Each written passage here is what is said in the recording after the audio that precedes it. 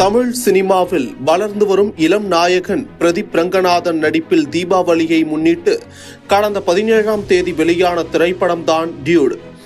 ஏற்கனவே பிரதீப்பின் love today மற்றும் dragon ஆகிய திரைப்படங்கள் ரூபாய் 100 கோடி வசூலித்ததை தொடர்ந்து டியூட் திரைப்படமும் அந்த வரிசையில் இணைந்துள்ளது. இதன் மூலம் ஹேட்ரிக் 100 கோடி வசூலை கொடுத்த நாயகனாக பிரதீப் ரங்கநாதன் சாதனை படைத்துள்ளார்.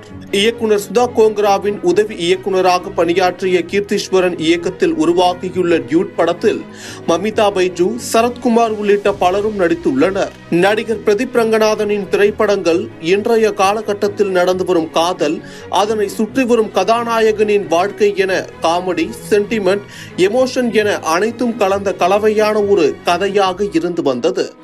அதேபோல்தான் டியூட் திரைப்படமும் அமைந்திருக்கிறது.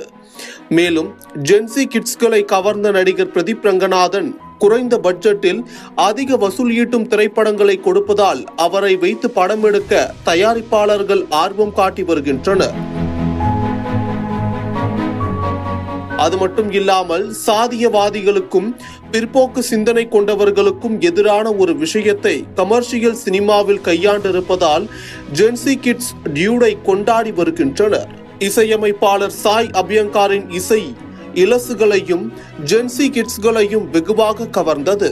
ஒருபுறம் பைசன், டீசல் போன்ற திரைப்படங்கள் வெளியாகி இருந்தாலும் கமர்ஷியல் சினிமாவை விரும்பும் ரசிகர்களின் முதன்மை தேர்வாக டியூட் திரைப்படம் இருக்கிறது. டியூட் திரைப்படம் கலவையான விமர்சனங்களை பெற்று வந்தாலும் வசூல் ரீதியாக பாக்ஸ் ஆபீஸில் பட்டையை கிளப்பி வருகிறது. அதன்படி முதல் நாளில் ரூபாய் 22 கோடியை வசூலித்ததாக படக்குழு அதிகாரப்பூர்வமாக அறிவித்தது. இரண்டாவது நாளையும் சேர்த்து ரூபாய் 45 கோடியை வசூலித்ததாக அறிவிக்கப்பட்டது. மூன்றாவது நாளில் ரூபாய் 66 கோடியும், நான்காவது நாளில் ரூபாய் 83 கோடியும், ஐந்தாவது நாளில் ரூபாய் 95 கோடியும், ஆறாவது நாளில் ரூபாய் 100 கோடியும் வசூலித்து பாக்ஸ் ஆபீஸில் சாதனை படைத்து வருகிறது.